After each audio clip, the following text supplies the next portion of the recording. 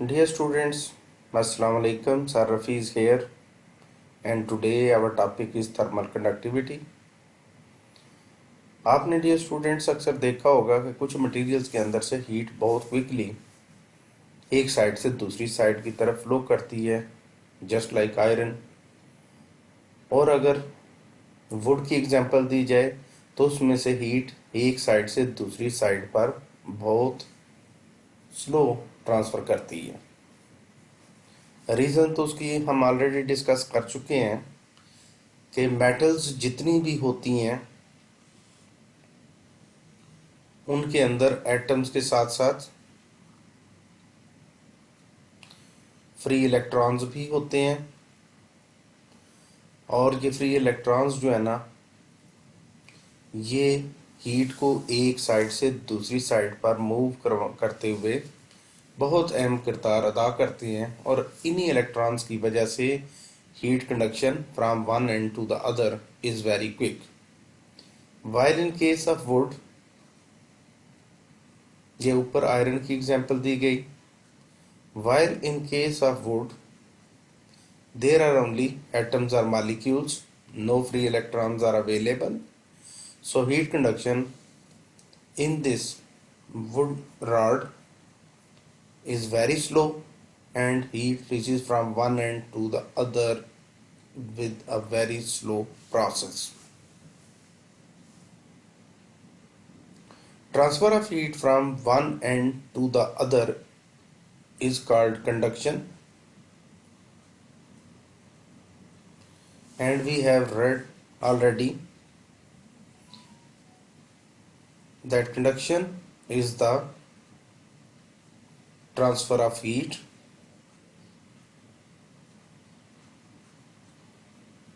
through solids.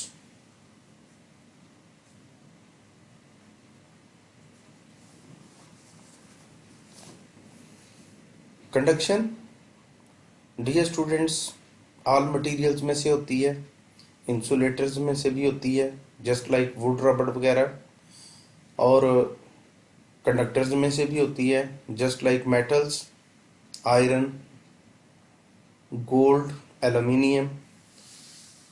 लेकिन हमने observe किया है कि इंसुलेटर्स के अंदर से हीट फ्लो बहुत स्लोली, ये एक स्लो प्रोसेस है।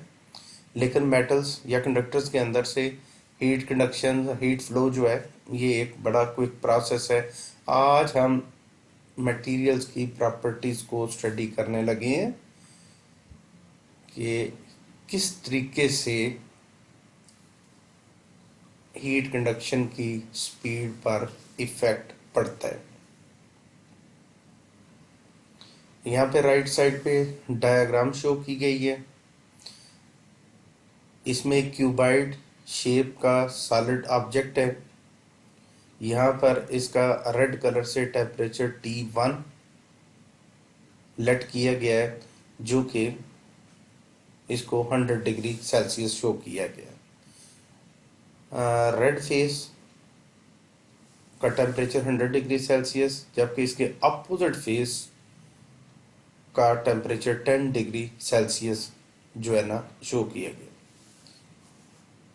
यहाँ इस डायग्राम या इसके अंदर जो वैल्यूज़ लेट की गई हैं, तो ऊपर ये लिख दिया गया है कि इस सिचुएशन के अंदर T1 is greater than T2। If T1 is greater than T2 means red color is hotter than blue color, then heat start flowing from hot part to the cold part.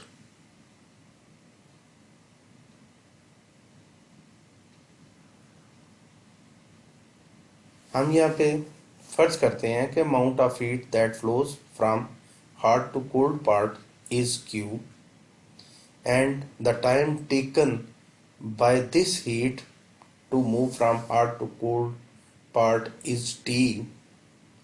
So first here we define the amount of heat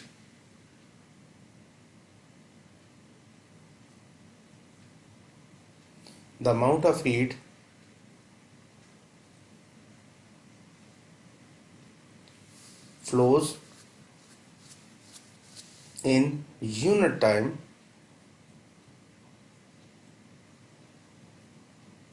is called rate of flow of heat, and its mathematical formula is Q over T. इस फार्मूले को समझने के लिए हम फर्ज कर लेते हैं कि Q अमाउंट ऑफ हीट जो हॉट पार्ट से कोल्ड पार्ट की तरफ मूव हुई, let's suppose that is 15 joule, and it took 3 seconds to do this. So if we want to calculate the rate of flow of heat, then we just put Q as 15 joule divided by time 3 seconds. So we have 5 joule per second.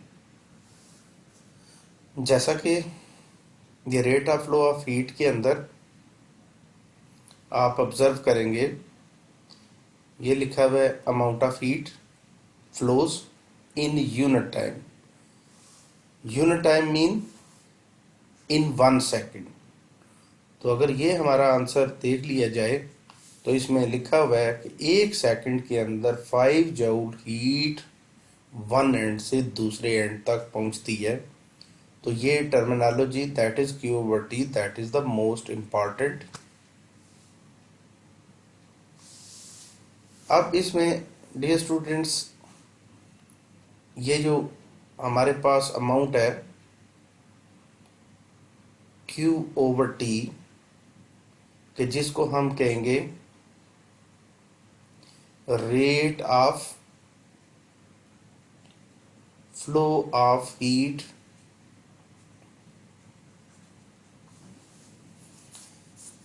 this value depends on 3 factors. 3 किस्म के factors ऐसे हैं जो rate of flow of heat को effect करते हैं, और हम उनको स्टडी करेंगे कि वो किस तरीके से rate of flow of heat को इफेक्ट करते हैं.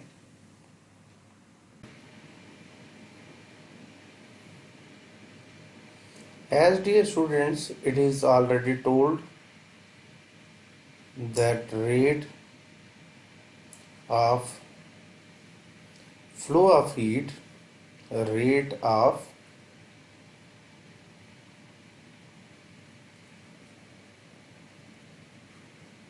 flow of heat is equal to Q by T, and it depends upon 3 factors. Number 1, cross sectional area, number 2, length, and number 3, temperature difference.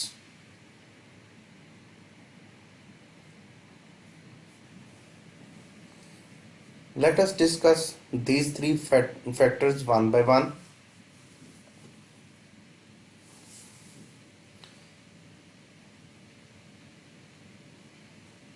First, rate of flow of heat is directly proportional to cross sectional area. इसकी example हम कुछ इस तरीके से देते हैं कि फर्ज कर लें कि हमारे पास एक सॉलिड सिलेंडर है,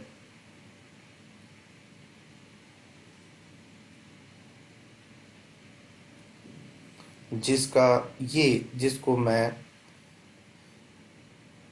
कलर करने जा रहा हूं ऑरेंज.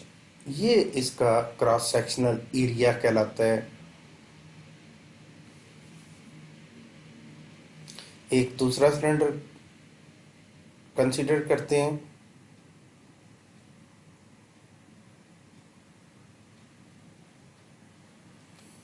और अगर आप ऑब्जर्व करें तो ऊपर वाले सिलेंडर का क्रॉस सेक्शनल एरिया ज़्यादा है और नीचे वाले सिलेंडर का क्रॉस सेक्शनल एरिया बहुत थोड़ा है। इसमें बाकी सब टर्म्स जो हैं, फॉर एग्जांपल लेंथ इसकी भी 1 मीटर, निचले रॉड की लेंथ भी 1 metre, temperature difference at the both ends of the cylinder is also same. Let's suppose left side of both the cylinder is at 100 degrees Celsius while right end is at 10 degrees Celsius.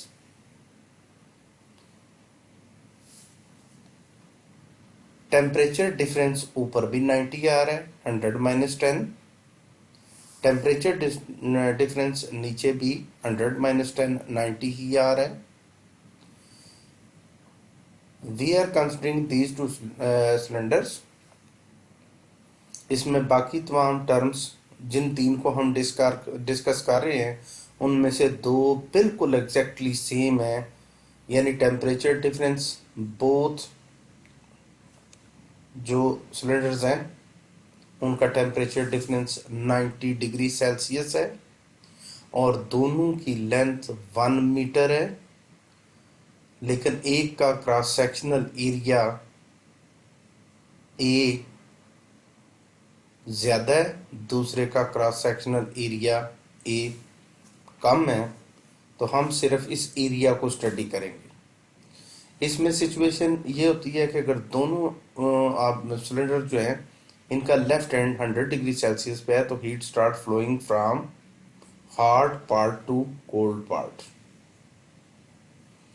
अगर दूसरे and पे हमने दोनों objects के जो है ना ends के ऊपर हाथ रखा हुआ है तो हम रियलाइज करेंगे कि ये जो जिसका क्रॉस सेक्शनल एरिया ज़्यादा है उसमें से हीट ज़्यादा फ्लो होगी और थोड़ी ही देर के बाद हम ऑब्जर्व करेंगे कि अगर ऊपर वाले ऑब्जेक्ट का temperature for example 40 degree Celsius हुआ है तो नीचे वाले का 20 डिग्री सेल्सियस हुआ। It means heat flows in a cylinder having larger cross sectional area वो बहुत ज़्यादा होती है और हीट जल्दी से एक एंड से दूसरे एंड पर पहुंच जाती है। इसकी एग्जांपल कुछ इस तरीके से भी लेते हैं कि फॉर एग्जांपल ये नीचे वाला सिलेंडर जो है ये एक सिंगल रोड है, जबकि ऊपर वाला सिलेंडर जो है ना उसके अंदर एटम्स की बहुत ज़्यादा लेयर्स हैं और ये मल्टीपल जो है ना इसमें लेयर्स हैं और ये बहुत ही मतलब वाइड किस्म का रोड है। तो अगर एक जितनी ट्रैफिक दोनों रोड से गुजारनी हो तो रोड जो बड़ा होगा उसके अंदर से ज़्यादा ट्रैफिक मूव करके एक जगह से दूसरी जगह पहुंचती है, जबकि सिंगल रोड जो होता है वहाँ पे ट्रैफिक ब्लॉकेज एक्सीडेंट्स इनकी रेशियो ज़्यादा होती है और ट्रैफिक दूसरे एंड पर बहुत कम पहुंचेगी। आप ये अंदाज़ा लगा रहे हैं कि शहर के अंदर जैसे गुजरात सिटी है तो गुजरात के शहर के अंदर डे टाइम के ऊपर अगर 5 किलोमीटर सफ़र करना पड़े तो हो सकता है कि वो 5 किलोमीटर हमें 30 मिनट्स लग जाए, 1 घंटा भी लग जाए। लेकिन अगर यही 5 किलोमीटर किसी वाइड रोड या मोटरवे के ऊपर हो तो उसके अंदर बहुत जो है ना कम टाइम लगेगा, वो 2-3 मिनट के अंदर वो डिस्टेंस कवर हो जाता है। सिर्फ क्रॉस सेक्शनल एरिया की एग्जांपल जो है उस वाइड रोड से दी जा सकती है। इसमें अगर चूंकि rate of flow of heat की बात है तो इसका रिलेशन क्रॉस सेक्शनल एरिया के साथ डायरेक्टली प्रोपोर्शनल है, यानी greater the cross sectional area greater is the cross sectional area greater या larger is the rate of flow of heat. If smaller is the cross sectional area then smaller is the rate of flow of heat. अगर area ज़्यादा होने से rate of flow of heat ज़्यादा और अगर area कम होने से rate of flow of heat कम हो तो इस रिलेशन के लिए हम वर्ड इस्तेमाल करते हैं directly proportional. So our first जो फैक्टर था वो हमने इधर से प्रूव कर लिया कि जितना बड़ा किसी चीज़ का क्रॉस सेक्शनल एरिया होगा उतना ही rate of flow of heat होगा। तो ये हमारे पास इक्वेशन 1 हो जाती है। हम अगर अब सेकंड इसके फैक्टर के ऊपर चलते हैं कि rate of flow of heat को जो सेकंड फैक्टर इफेक्ट करता है वो कौन सा है, that is the length of the cylinder. यहाँ पे हम अब लेंथ को डिस्कस करने लगे हैं। हम जब 3 फैक्टर्स में से एक को डिस्कस करेंगे तो ये बात आपके ज़हन में होनी चाहिए कि बाकी 2 क्वांटिटीज़ जो है ना वो हमने बिल्कुल सेम रखनी है। फॉर एग्जांपल हम अब 2 cylinders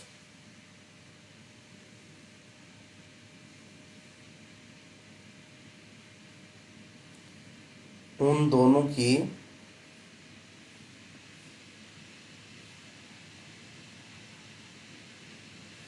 cross sectional areas same बिल्कुल,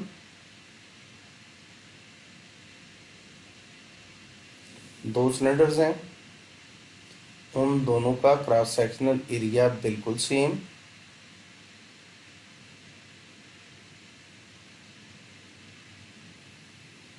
अगर इसका cross sectional area 5 square metre है, ऊपर वाले का क्रॉस सेक्शनल एरिया भी 5 स्क्वायर मीटर है। दोनों का टेम्परेचर दोनों साइड्स के एंड का भी सेम है। अगर इसका 100 है तो दूसरी तरफ 10 डिग्री सेल्सियस है। और सिमिलरली नीचे वाले सिलेंडर का भी left side at 100 degree Celsius है और राइट साइड 10 डिग्री सेल्सियस पे है। The only difference between these two cylinders is their length. ऊपर वाला सिलेंडर जो है फॉर एग्जांपल उसकी लेंथ जो है 5 मीटर है, नीचे वाले सिलेंडर की लेंथ जो है वो 1 मीटर है। अगर इनका लेफ्ट साइड जो है ये वाली अगर हॉट वाटर के अंदर डिप कर दी जाए और दूसरे एंड इनके जो है राइट साइड वाले इनको हाथ से पकड़कर हम ऑब्जर्व करें तो हमें फील होगा कि जो सिलेंडर कम लेंथ वाला है उसमें हीट फ्लो बहुत तेज़ी से हुआ है और इस एंड के ऊपर हम फील करेंगे कि हीट बहुत ज़्यादा महसूस होगी, जबकि ऊपर वाले सिलेंडर का राइट एंड कोल्ड होगा as compare to lower one. इसमें इस ऑब्जर्वेशन में आता है कि जितनी ज़्यादा लेंथ अगर ज़्यादा है, if larger is the length, smaller is the rate of flow of heat. If smaller is the length, greater is the flow of heat. जब एक चीज़ लार्ज होने से दूसरी स्मॉल हो जाए या एक के स्मॉल होने से दूसरी लार्ज हो जाए तो ये रिलेशन डायरेक्टली प्रोपोर्शनल नहीं कहलाएगा, बल्कि इस रिलेशन को हम इनवर्सली प्रोपोर्शनल कहते हैं। प्रोपोर्शन का साइन तो सेम ही होता है, जैसे rate of flow of heat is, ये प्रोपोर्शनल साइन है, लेकिन अगर इसके सामने वाली वैल्यू के डिनोमिनेटर में नीचे 1 हो और ये एरिया न्यूमरेटर के अंदर है तो फिर हम इस प्रोपोर्शनल साइन को पढ़ते हैं डायरेक्टली प्रोपोर्शनल। लेकिन इनवर्सली प्रोपोर्शनल में सिर्फ और सिर्फ ये होता है कि इसमें न्यूमरेटर में 1 रखते हैं और अगर लेंथ जो है डिनोमिनेटर के अंदर रख दी जाए फिर हमारा पढ़ने का ये स्टाइल होगा कि rate of flow of heat, sign बिल्कुल सेम है आगे, लेकिन चूंकि नेक्स्ट वैल्यू डिनोमिनेटर के अंदर है, लिहाजा हम पढ़ेंगे rate of flow of heat is inversely proportional to length of the object. तो ये रिलेशन जो है, ये रिलेशन इनवर्सली प्रोपोर्शनल रिलेशन होता है। अब हम चलते हैं नेक्स्ट फैक्टर के ऊपर, जिसमें मैंने आपको बताया कि नेक्स्ट फैक्टर को जब स्टडी करेंगे तो सिर्फ एक फैक्टर की चेंजिंग आएगी एग्जाम्पल के अंदर, रिमेनिंग टू फैक्टर्स बिल्कुल एग्जैक्टली उनको हम सेम कंसीडर करेंगे। For example we have two rods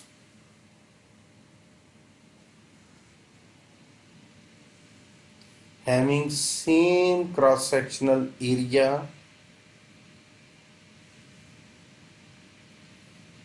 having same length, दोनों का cross sectional area for example 5 square metre, इसका भी 5 स्क्वायर मीटर, दोनों की लेंथ 5 मीटर, नीचे वाले की लेंथ भी 5 मीटर।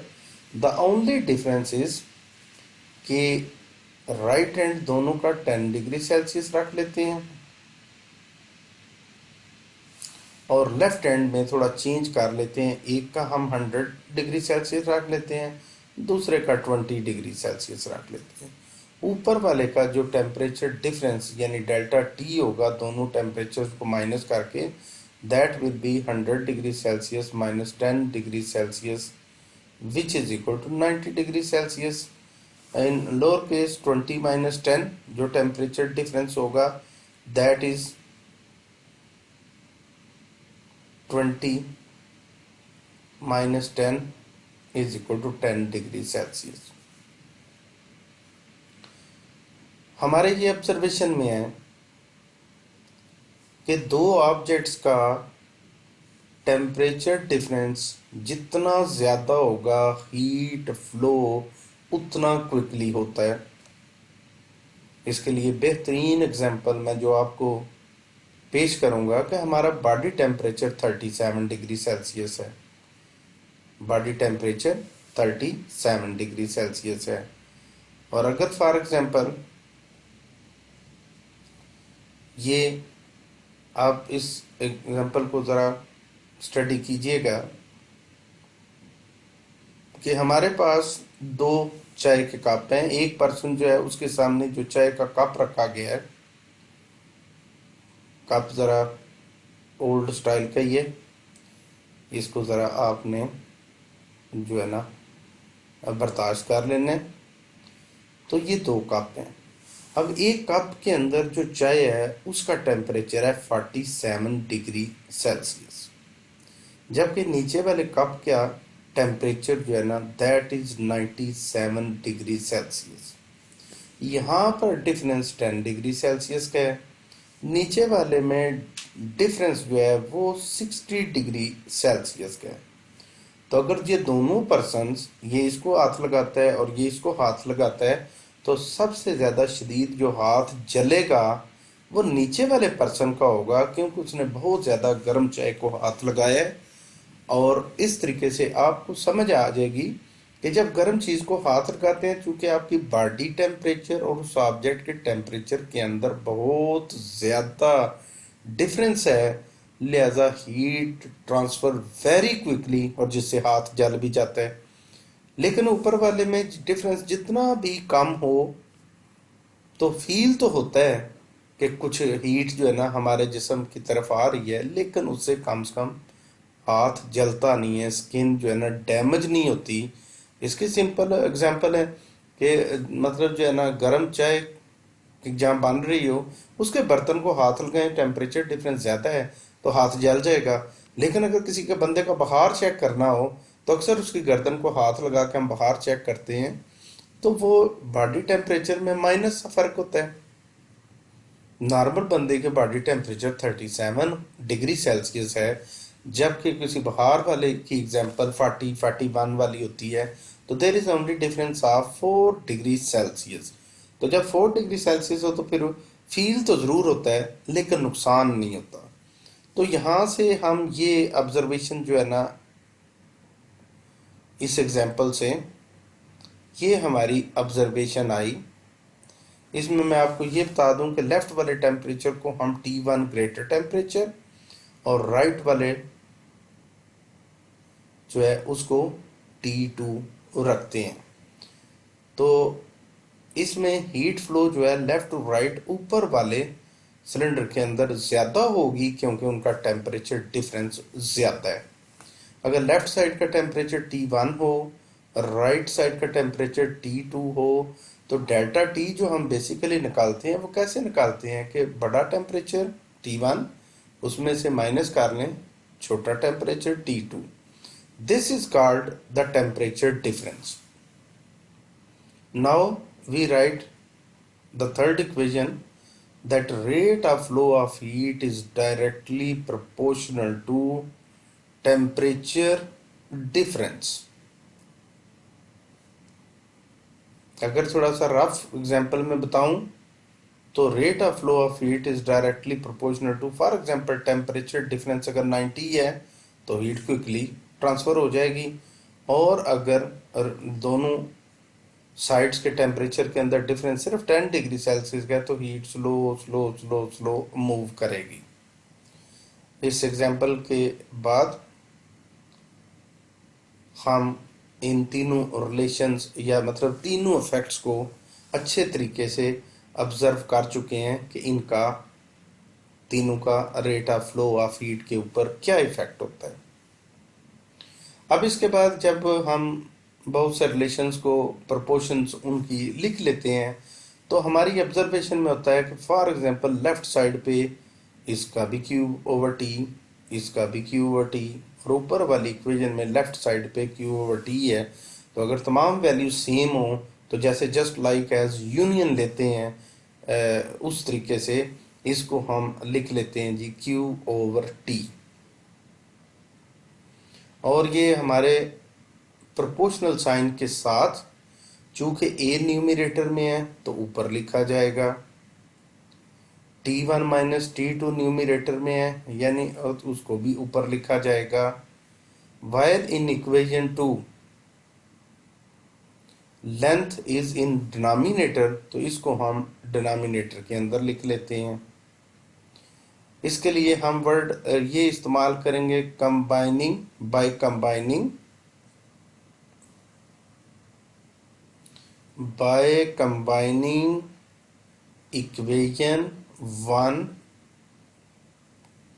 2 and 3 we have, ये हमारे पास आ गया।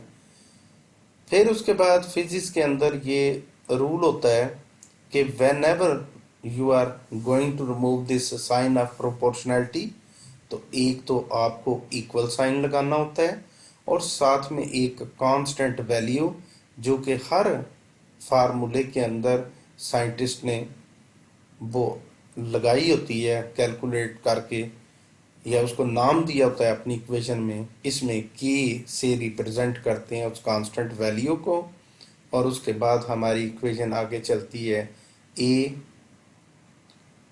Into T1 minus T2 over learn.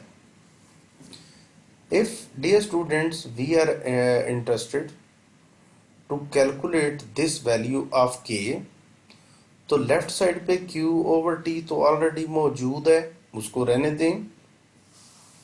यहाँ पे लेंथ जो है वो यहाँ पे डिनोमिनेटर में है तो यहाँ से ये मूव होके ऊपर न्यूमरेटर में चली जाएगी, और ऊपर से एरिया और साथ में temperature difference that is T1 minus T2 वो डिनोमिनेटर के अंदर आ जाएगा।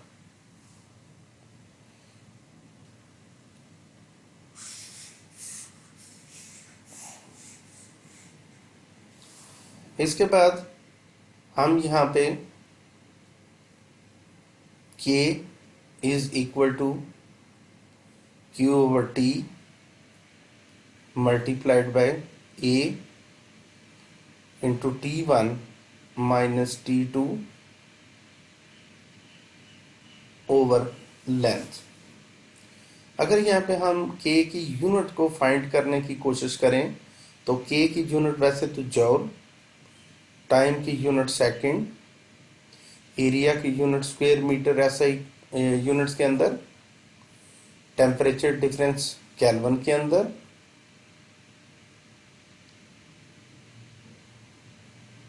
Divided by length in metre. ये इसमें इक्वेशन को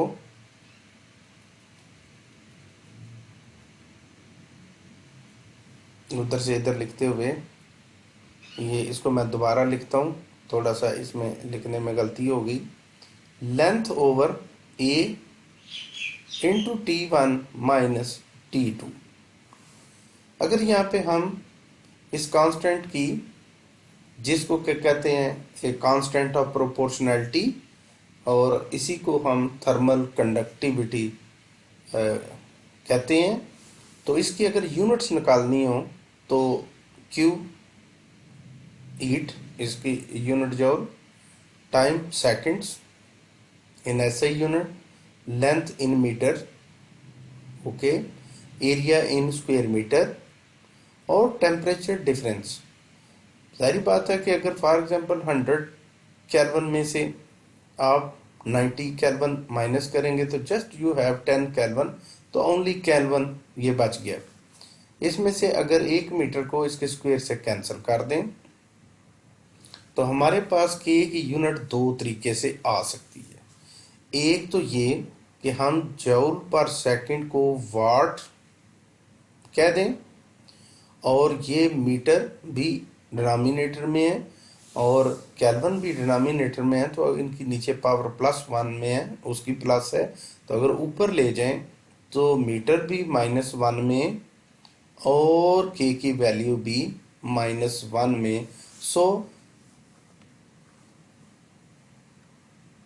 ये K जो है कांस्टेंट ऑफ प्रोपोर्शनैलिटी, और इसकी यूनिट जो होगी वो होगी वाट पर मीटर पर केल्विन होगी।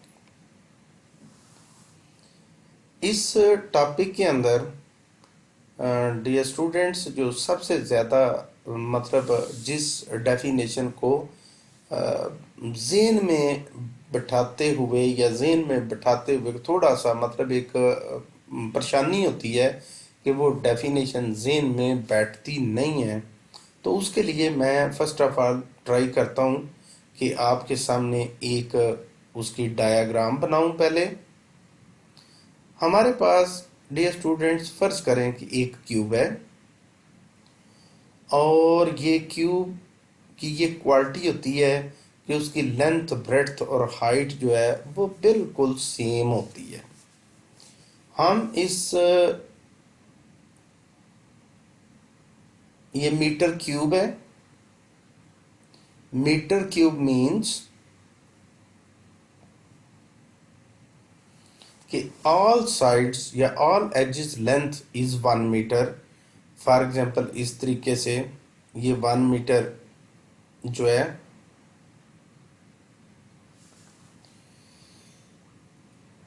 इसकी ऑल लेंथ 1 मीटर है। मैं अभी आपके सामने रिप्रेजेंट करता हूँ, ज़रा कलर थोड़ा सा इसका चेंज कर लेते हैं। इसकी इस साइड पे जो लेंथ है ये वाली वो भी 1 मीटर, लोअर साइड पे 1 मीटर, लेफ्ट साइड पे 1 मीटर, मीटर क्यूब है ये। इसके ऑपोजिट फेसेस वो कौन कौन से होंगे? हम इसके ऑपोजिट फेसेस को अगर डिस्कस करें तो ऑपोजिट फेसेस के अंदर हम फर्ज कर लेते हैं कि ये जो रेड कलर का एक फेस हो गया, जबकि ये वाइट कलर से हम दूसरा फेस जो है ये शो कर देते हैं। यहाँ पर इनका टेम्परेचर मेंशन करना बहुत ज़रूरी है कि इन दोनों red and white faces which are the opposite faces of a meter cube, इन दोनों फेसिस के टेम्परेचर के अंदर जो डिफरेंस है वो अगर 1 केल्विन का हो, इसके लिए मैं एग्जांपल देता हूं कि for example right side is represented by red colour, its temperature is 51 kelvin, while on the other side white face that is just opposite to the red face, its temperature is 50 kelvin. अगर हम ये example दो रख लें, late कर लेते हैं दो टेम्परेचर्स, तो दोनों को माइनस करके इन दो टेम्परेचर्स को, ये हमारे पास T1 है और ये हमारे पास T2 है, तो अगर हम टेम्परेचर डिफरेंस इसका देख लें तो 51 kelvin minus 50 kelvin is equal to 1 kelvin. तो इस तरीके से ये डेफिनेशन जो है डियर स्टूडेंट्स आपके सामने बहुत ही अच्छे तरीके से कंप्लीट हो जाएगी कि अगर हमारे पास एक यानी 1 मीटर क्यूब हो, जैसा कि डायग्राम में शो किया गया है, and its opposite faces are maintained at a temperature difference of 1 kelvin, कि हमने कुछ इस तरीके से इनको हीट अप किया है कि एक मतलब दोनों फेसेस के दरमियान में टेम्परेचर डिफरेंस 1 केल्विन है। अब इस सिचुएशन में heat flows from hot body to cold body, that heat which flows due to these conditions is called thermal conductivity.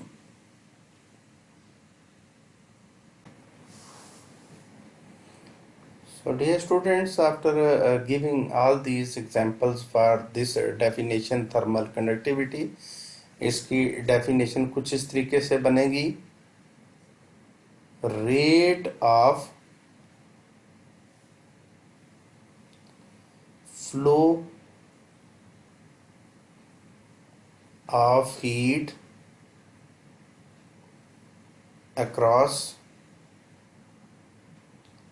The opposite faces, एक रेड है और एक ग्रीन है, ऑपोजिट एक रेड और white, sorry, opposite faces of a metre cube of a substance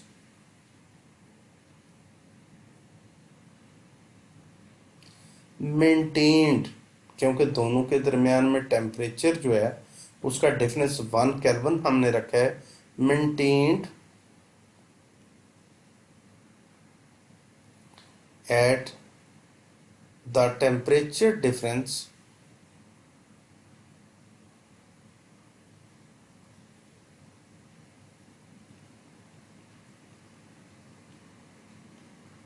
of 1 Kelvin is called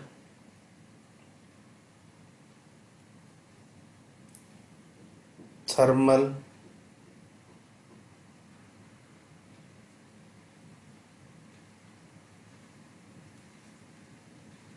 conductivity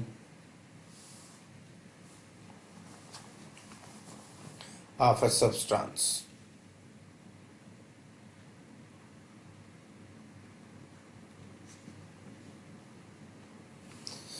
I hope dear students के all the students जो है ना have understood well ना। इसको मैंने इंतहाई सिंपल तरीके से एग्जांपल्स के साथ आपको इस टॉपिक को बताने की कोशिश की है। अब इसके अंदर अगर हम थोड़ा सा बुक को फॉलो कर लें ताकि आपको जो है उसमें थोड़ी सी रहनुमाई हासिल हो जाए,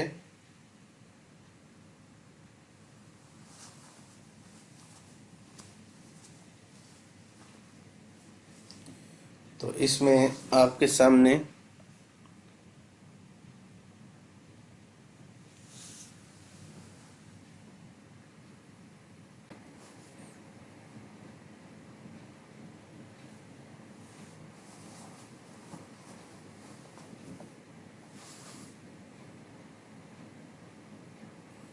इसमें लॉन्ग क्वेश्चन के तौर पर तो डियर स्टूडेंट्स यहाँ से कंसीडर से हम स्टार्ट कर लेंगे इसको।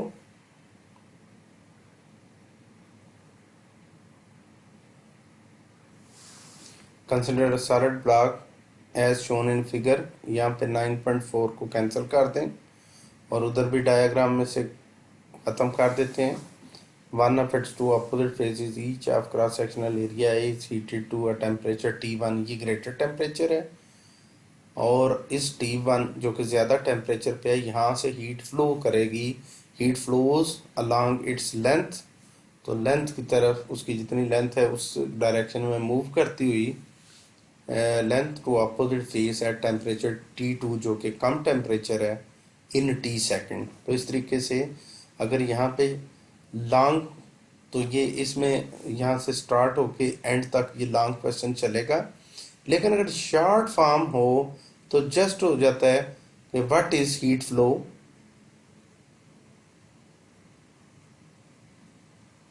व्हाट इज हीट फ्लो या flow of heat, what is flow,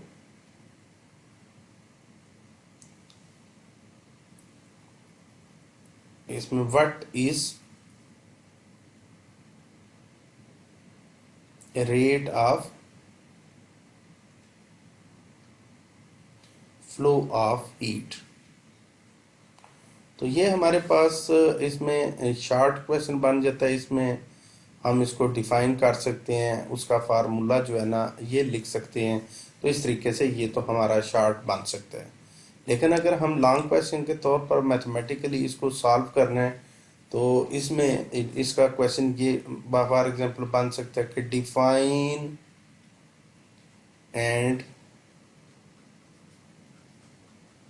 explain thermal conductivity या ड्राइव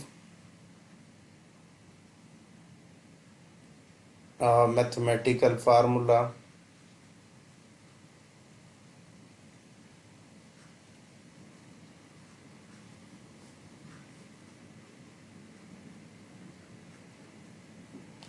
फॉर थर्मल कंडक्टिविटी, इसके साथ भी डिफाइन आ जाएगा, define and drive a mathematical formula for thermal conductivity.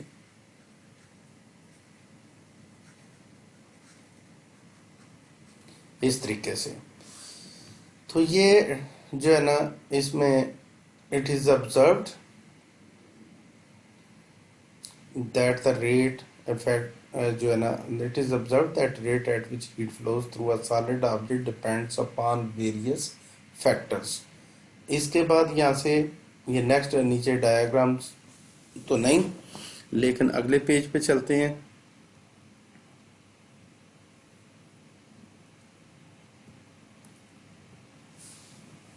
और यहाँ पर हम अगर थोड़ा सा ऑब्जर्व कर लें इस टॉपिक को,